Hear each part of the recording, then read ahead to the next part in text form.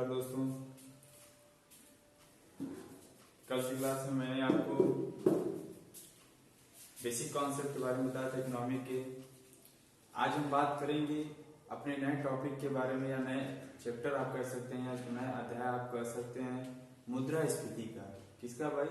मुद्रास्फीति, जिसको इन्फ्लेशन कहते हैं। कि क्या कहते हैं? इन्फ्लेशन कहते हैं। इस टॉपिक को समझना हमारे लिए उतना ही जरूरी है, क्योंकि जब हम आगे के चैप्टर पढ़ेंगे, बैंकिंग वगैरह, बीमा, ये सब सारी जब हम बातें करेंगे जीडीपी के बारे में, तो इन शब्दों का हम यूज करेंगे जो मुद्रास्फीति में हम आज देखेंगे। तो आइए हम बात करते हैं मुद्रास्फीति की, कि मुद्रास्फीति क्या होता है। ध्यान दीजिएगा, मुद्रास्फीति जिसको हम कहते हैं इन्फ्लेशन। क्या कहते हैं इंग्लिश में? इन्फ्लेशन। मुद्रास्फीति को समझने से पहले कुछ बातें हमको जानना जरूरी है। जैसे हम जानेंगे अभी बाजार अर्थव्यवस्था के बारे में। किसके बारे में भाई? बाजार अर्थव्यवस्था के बारे में। मैंने आपको बाजार अर्थव्यवस्था में बताया था कि बाजार अर्थव्यवस्था है भाई, जो बाजार अर्थव्यवस्था वही 3 प्रश्नों का उत्पादन। अगर आपको याद आ रहा हो, मैंने आपको बताया था कि 3 प्रश्नों का उत्पादन जिस शक्ति के द्वारा किया जाता है उसको हम क्या कहते हैं? बाजार की अर्थव्यवस्था। और बाजार की शक्तियां क्या थी? मैंने आपको बताया था बाजार की 2 शक्तियां थी, एक मांग और दूसरा पूर्ति था। यही मैंने बताया था आपको, एक मांग था और दूसरा क्या था? पूर्ति था। इस पूर्ति को हम आपूर्ति भी कहते हैं। क्या कहते हैं? पूर्ति को हम आपूर्ति भी कहते हैं। मैंने मांग को क्या बताया था भाई? मांग को मैंने कहा था डिमांड। क्या कहा था? मांग को डिमांड, और पूर्ति को मैंने कहा था सप्लाई। शायद यह बात आपके माइंड में स्ट्राइक कर रही हो कि मैंने ये सब सारी क्या की बातें आपको बताई है। तो मुद्रास्फीति समझने से पहले हम इसको समझते हैं। देखिए क्या टर्म है, मांग का संबंध। मांग का संबंध, मांग का संबंध तरलता से होता है। किससे होता है भाई?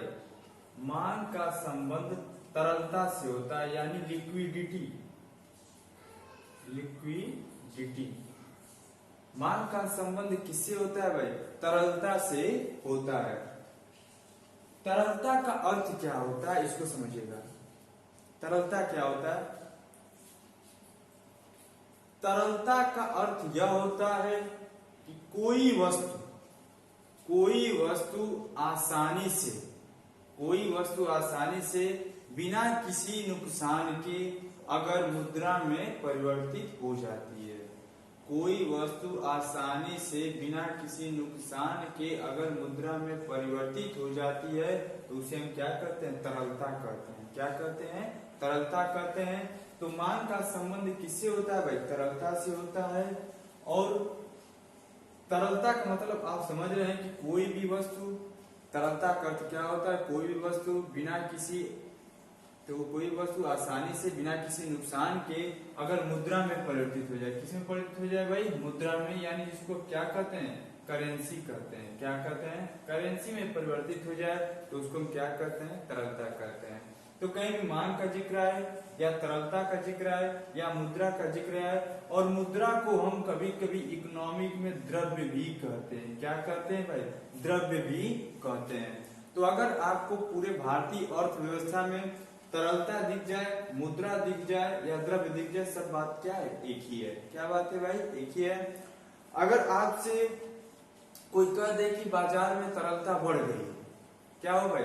अगर आपसे कोई कह दे कि बाजार में तरलता बढ़ गई है, तो आप सीधा सा इसका मतलब यह निकालेंगे, तरलता का मतलब यह होता है कि क्या होगा भाई? मुद्रा बढ़ गई है या द्रव्य बढ़ गया है। मुद्रा को हम क्या कहते हैं? द्रव्य भी कहते हैं। तो पूरे भारतीय अर्थव्यवस्था में अगर द्रव्य का जिक्र है तो आप तुरंत कंसीडर करिएगा कि द्रव्य का मतलब किससे भाई? मुद्रा से। किससे है?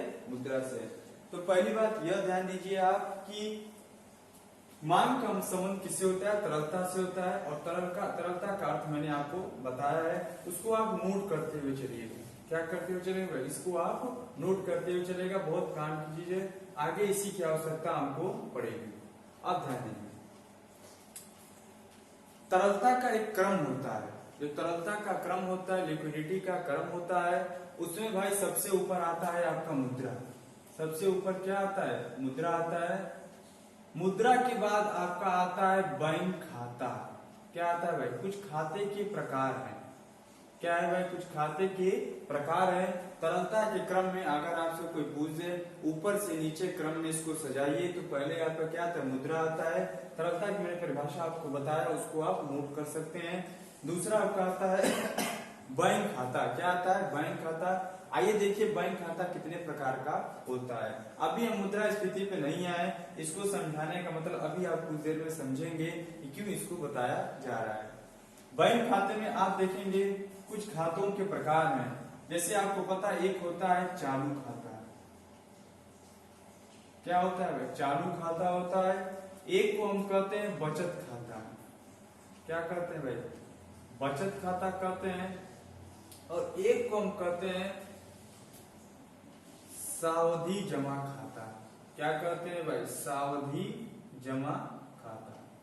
तो आप क्या देख रहे हैं भाई? कुछ बैंक के प्रकार हैं, बैंक खातों के कुछ प्रकार हैं। जैसे एक होता है चालू खाता, एक होता है बचत खाता और एक होता है सावधि जमा खाता। इसी को हम जो चालू खाता है इसी को हम क्या कहते हैं भाई?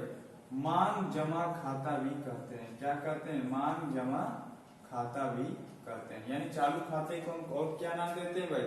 मांग जमा खाता भी कहते हैं। यानी करेंट अकाउंट, सेविंग अकाउंट और फिक्स डिपॉजिट अकाउंट, ये तीन खाते के प्रकार हैं। चालू खाता क्या होता है भाई? इसमें जो धन निकासी की प्रक्रिया है, आप कितना भी धन जमा करें या कितना भी निकालें, कोई समय की पाबंदी नहीं होती है, ना ही कोई सीमा होता है कि धन आप कितना निकाल रहे हैं, कितना जमा कर रहे हैं, इसमें कोई पाबंदी नहीं होती। आप चाहे जितना धन जमा करें या जितना मन चाहे उतना निकाल लें। और दूसरी बात यह है कि इसमें आपको कोई ब्याज नहीं मिलता है। दो बातें इसमें ध्यान रखिएगा, आप जितना भी धन जमा करें, जितना निकालें, और दूसरी बात इसमें क्या होता है? इसमें आपको कोई भी ब्याज नहीं मिलेगा। सेविंग अकाउंट जो होता है, बचत खाता, इसमें जो आपका क्या होता है भाई? इसमें पैसा जमा करने पर तो कोई प्रतिबंध नहीं होता है। जो धन निकासी, जो धन जमा करने की प्रक्रिया है, इसमें कोई प्रतिबंध नहीं होता है। लेकिन जब आप पैसे को निकालते हैं तो उस पे आपका प्रतिबंध होता है। क्या होता है? उस पे आपको प्रतिबंध लगाया जाता है कि आप कुछ एक समय पर ही क्या कर सकते हैं? पैसे को निकाल सकते हैं। और इस पे आपको ब्याज भी दिया जाता है। बचत खाते पे आपको ब्याज भी मिलता है। जैसे 3 से 4% क्या होता है भाई? सालाना आपको ब्याज मिलता है। क्या मिलता है? 3 से 4% सालाना ब्याज मिलता है। किसमें? बचत खाते में। सावधि जमा जो खाता है, इसमें भी दो खाते के प्रकार होते हैं, एक एफडी होता है और एक आरडी होता है। क्या होता है? एक एफडी होता है, एक आरडी होता है। एक फिक्स डिपॉजिट होता है, एक रेकरिंग डिपॉजिट होता है। क्या होता है? एक रेकरिंग डिपॉजिट और एक फिक्स डिपॉजिट। इसको हम आवर्ती जमा भी कहते हैं। क्या कहते हैं? आवर्ती जमा खाता भी कहते हैं। आवर्ती जमा खाता, ये दोनों क्या होता है भाई? ये जो होता है सावधि जमा खाता, एक निश्चित अवधि के लिए खोला जाता है। क्या होता है भाई? एक निश्चित अवधि के लिए खोला जाता है। और अगर उस निश्चित अवधि से पहले अगर आप क्या करते हैं भाई? पैसे को निकालते हैं तो आपको भारी ब्याज का नुकसान भी देना पड़ता है। यानी आपको ब्याज का क्या होगा? नुकसान होगा। और एक निश्चित समय के बाद अगर आप निकालते हैं तो आपको क्या मिलता है भाई? ब्याज भी आपको ज्यादा इसमें मिलता है। तो तरलता के क्रम में पहले आपका आता है मुद्रा, दूसरा आपका आता है कुछ बैंक खातों के प्रकार हैं। जैसे आपका आता है चालू खाता, जिसको मांग जमा खाता भी कहते हैं। दूसरा आता है बचत खाता और तीसरा आता है सावधि जमा खाता। ये जो चालू खाता है, इसमें क्या होता है भाई? पैसा जमा करने पर या पैसा निकालने पर कोई प्रतिबंध नहीं होता है। और इसपे क्या होता है भाई? दूसरी बात है, इससे ब्याज भी आपको नहीं मिलता है। दूसरी बात ये आपका बचत खाता, इसमें क्या होता है भाई? पैसा जमा करने पर तो कोई प्रतिबंध नहीं होता है, लेकिन पैसा निकालने पर क्या होता है भाई? प्रतिबंध होता है। और इसमें क्या होता है? आपको 3 से 4% सालाना ब्याज भी आपको मिलता है। तीसरा आता है सावधि जमा खाता, इसके भी दो प्रकार, एक एफडी है और दूसरा क्या है? आरडी है। कहने का मतलब है फिक्स डिपॉजिट और रेकरिंग डिपॉजिट, जिसको हम आवर्ती जमा खाता भी कहते हैं। इसमें क्या होता है? एक निश्चित अवधि के लिए आप क्या करें भाई, पैसे को जमा करेंगे और निश्चित अवधि से अगर पहले आप क्या करते हैं, पैसे को निकालते हैं तो आपको भारी ब्याज का नुकसान भी पड़ता है, और एक निश्चित अवधि के बाद आप पैसा निकालते हैं आपको ब्याज का लाभ भी प्राप्त होता है। तो ये आपका था मुद्रास्फीति से पहले कुछ बेसिक बातें। आइए हम इसके आगे देखते हैं जो कुछ और बातें हैं। इसमें आपने तरलता को पढ़ा, मांग का संबंध क्या होता है, वह तरलता से होता है। ठीक है, तरलता के क्रम में अगर आपसे हम कह दें तरलता का क्रम, तरलता को ध्यान दीजिएगा, तरलता का संबंध मांग से ही है।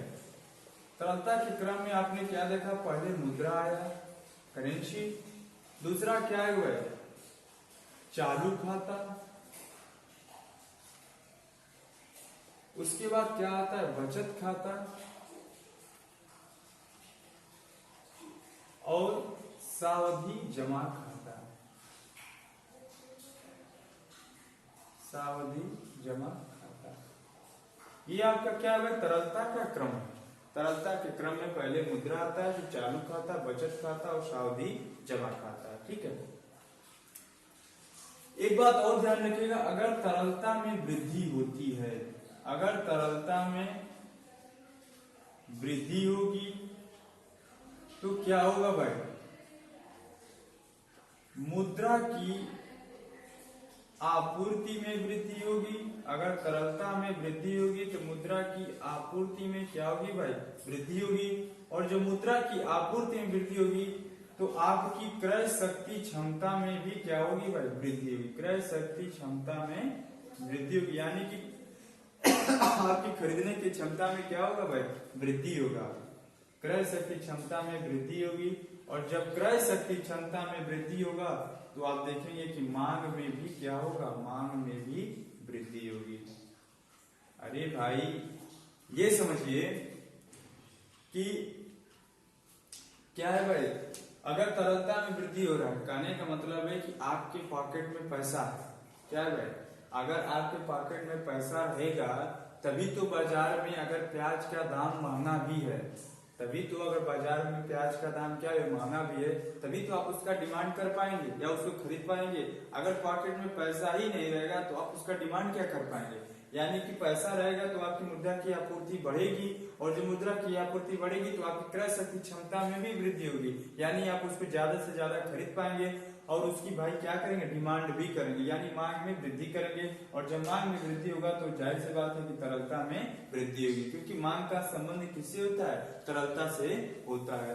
अगर यहीं पे अगर हम बात यह कर दें कि तरलता में क्या होगा भाई, तरलता में कमी दिखेगी अगर तो क्या होगा, तरलता में अगर कमी होगी तो मुद्रा की आपूर्ति में भी क्या होगा भाई, मुद्रा की आपूर्ति में भी क्या होगा, कमी होगा। और जो मुद्रा की आपूर्ति में कमी होगा तो क्रय शक्ति क्षमता में भी क्या होगा, क्रय शक्ति क्षमता में भी कमी होगा। जब क्रय शक्ति क्षमता कम होगा तो आप देखेंगे क्या भाई कि मांग में भी कमी दिखेगी, मांग में भी क्या होगा, कमी देखने को मिलेगा। ये आपका क्या था भाई, तरलता का क्रम था। तो इसको नोट कर लीजिएगा कि अगर तरलता में वृद्धि होगी, तरलता ध्यान रखिएगा, लिक्विडिटी कहां से बात हो रही है, मांग से संबंध हो रहा है। देखिए मांग कैसे बढ़ रहा है, अगर तरलता में वृद्धि होगी यानी कि बाजार में मांग की क्या हो रहा है, डिमांड क्या हो रहा है, बढ़ रहा है, तो मुद्रा की आपूर्ति में बढ़ेगी। वही याद रखिएगा, पॉकेट में अगर आपके पास पैसा रहेगा तभी तो आप बाजार में प्याज का दाम महंगा भी है तभी उसका क्या कर पाएंगे, डिमांड कर पाएंगे, यानी कि मुद्रा की आपूर्ति में आपकी क्या होगा, वृद्धि होगा। और जब मुद्रा की आपूर्ति में वृद्धि होगा तो आपकी क्रय शक्ति क्षमता में वृद्धि होगी, यानी खरीदने की जो क्षमता है आपकी क्या होगी, बढ़ जाएगी। और जब खरीदने की क्षमता बढ़ जाएगी तब आप उस चीज का क्या कर पाएंगे, डिमांड कर पाएंगे, यानी मांग उस चीज का कर पाएंगे। और जब मांग बढ़ेगा तो तरलता में क्या होता है भाई, वृद्धि होता है। इतनी बात समझिए। उसके बाद एक टर्म आता है, मैंने आपको शुरू में क्या बताया था भाई, शुरू में मैंने बताया था एक मांग और दूसरा पूर्ति। पूर्ति का मतलब होता है उत्पादन से। क्या मतलब होता है, पूर्ति का मतलब होता है उत्पादन से। पूर्ति का सीधा मतलब निकालेंगे उत्पादन से, या पूर्ति को हम कहते हैं आपूर्ति भी कहते हैं। क्या कहते हैं, आपूर्ति भी। देखिए इसमें कंसेप्ट छोटा सा है, अगर उत्पादन बढ़ेगा तो आपूर्ति भी क्या होगी, बढ़ेगी। अगर उत्पादन कम होगा, अगर उत्पादन जाहिर सी बात है कम होगा, तो आपूर्ति भी आप क्या देखेंगे भाई, आपूर्ति भी आप देखेंगे कि कम देखने को मिलता है। ये छोटी सी बात है, इसको थोड़ा ध्यान रखिएगा। मैंने बाजार की शक्तियों को दो भाग में बांटा था, एक मांग और दूसरा पूर्ति को। तो वही पूर्ति बचाया जा रहा है कि पूर्ति का मतलब क्या होता है, उत्पादन से होता है, उत्पादन से होता है, यानी प्रोडक्शन से होता है। किससे होता है, प्रोडक्शन से होता है। यहाँ पे एक और चीज समझ लीजिए थोड़ा सा, अगर मांग बराबर पूर्ति हो, मांग बराबर क्या हो भाई, पूर्ति, तो वस्तु की कीमत पर क्या प्रभाव पड़ेगा भाई, यानी मांग भी क्या हो, वही हो जितना उत्पादन हो रहा है, तो वस्तु की कीमत पर प्रभाव भी क्या होगा भाई, वस्तु की कीमत पर प्रभाव स्थिर होगा। वस्तु की कीमत पर प्रभाव जो क्या होगा भाई, स्थिर देखने को मिलेगा। अगर मांग कम है, मांग कम है और पूर्ति ज्यादा है, मांग कम है और पूर्ति ज्यादा है, तो आप क्या देखेंगे भाई, वस्तु की कीमत भाई क्या होगी, कीमत में कमी देखने को मिलेगी। क्या देखने को मिलेगा, कमी देखने को मिलेगा। अगर मांग ज्यादा है, क्या है भाई, अगर मांग ज्यादा है पूर्ति कम है, मांग ज्यादा है और पूर्ति कम है, तो वस्तु की कीमत में आप क्या देखेंगे भाई, वृद्धि देखने को मिलेगा। वस्तु की कीमत में क्या देखने को मिलता है, वृद्धि देखने को मिलता है। यानी आपके पास मांग कम है और पूर्ति क्या है, ज्यादा है, तो वस्तु की कीमत में क्या होगा भाई, कमी देखने को मिलेगा। और वहीं पे आप देखेंगे कि मांग मांग यहाँ पे क्या है, ज्यादा और पूर्ति कम है, तो कीमत में क्या देखने को मिलेगा, वृद्धि देखने को मिलता है। कहने का मतलब है मांग यहाँ पे क्या है भाई, यहाँ पे मांग आपका ज्यादा है और पूर्ति कम है। कहने का मतलब है कि प्याज का दाम, अभी आप देखेंगे प्याज का जब मार्केट में क्या है, प्याज ही प्याज है, क्या है, खूब प्याज ही प्याज है, लेकिन उसका प्रोडक्शन ही नहीं हो पा रहा है। क्या हो पा रहा है, उसका उत्पादन ही नहीं हो पा रहा है, तो उसको हम क्या कहते हैं भाई, इसी वाले जो कंडीशन है जिसका मांग ज्यादा है और पूर्ति कम है, तो इस वाले कंडीशन को ही कहते हैं महंगाई। क्या कहते हैं भाई, महंगाई। यानी मार्केट में प्याज ही प्याज है, लेकिन उसको खरीदने के लिए हमारे पास पैसा ही नहीं। क्या है, उसको खरीदने के लिए हमारे पास पैसा है नहीं, तो उस स्थिति में क्या होगा, कीमत में क्या देखने को मिलता है, वृद्धि देखने को मिलता है। यानी प्रोडक्शन, यानी जो उत्पादन है उसका हो ही नहीं रहा है, उस वस्तु का मार्केट में खूब फैलाव है, यानी प्याज का जो है मार्केट में खूब फैलाव में, मतलब कि उसकी खूब लोगों से डिमांड की जा रही है, लेकिन उसका उत्पादन ही नहीं हो पा रहा है। उसका जो प्रोडक्शन है यानी जो पूर्ति है वही जब नहीं हो पा रहा है, तो क्या होता है, वस्तु की कीमत में लगातार वृद्धि देखने को मिलती है, और इसी को हम क्या कहते हैं, महंगाई कहते हैं। क्या कहते हैं, महंगाई कहते हैं। कहने का मतलब यह है, जब वस्तु और सेवा के मूल्य में, जब वस्तु और सेवा के मूल्य में क्रमिक रूप से दीर्घ काल में वृद्धि हो। ध्यान सुनिएगा, जब वस्तु और सेवा के मूल्य में क्रमिक रूप से दीर्घ काल में वृद्धि हो, और जिसके फल स्वरूप मुद्रा में क्या हो जाए भाई, कमी हो जाए, तो उसे हम क्या कहते हैं, मुद्रास्फीति कहते हैं। ठीक है, जब वस्तु और सेवा के मूल्य में क्रमिक रूप से दीर्घ काल में वृद्धि हो, और जिसके फल स्वरूप मुद्रा में कमी हो जाए, तो उसे हम क्या कहते हैं, मुद्रास्फीति कहते हैं, या इसी को हम इन्फ्लेशन कहते हैं। ठीक है, तो आज आप लोग इतनी बात मुद्रास्फीति की परिभाषा तक ध्यान दीजिए। शुरू में मैंने क्या बताया भाई, मुद्रास्फीति टॉपिक चालू किया था, आगे हम बहुत ही इंपॉर्टेंट टॉपिक को लेकर चलेंगे। इसी में मुद्रास्फीति अब चालू कर दिया गया है, तो आगे जहां से प्रश्न देखने को आपको मिलता है उसको हम लेकर चलेंगे। लेकिन पहले जो इसके पीछे जो तरलता बताया गया, मांग जमा खाता क्या होता है, बचत खाता क्या होता है, सावधि जमा खाता क्या होता है, आवर्ती जमा खाता क्या होता है, इसको थोड़ा एक बार आप लोग रिवाइज कर लेंगे या फिर इसको नोट कर लेंगे, और मुद्रास्फीति को परिभाषा को भी आप क्या करेंगे, एक बार नोट करेंगे। अगले क्लास में हम आपसे मिलते हैं। बहुत बहुत धन्यवाद।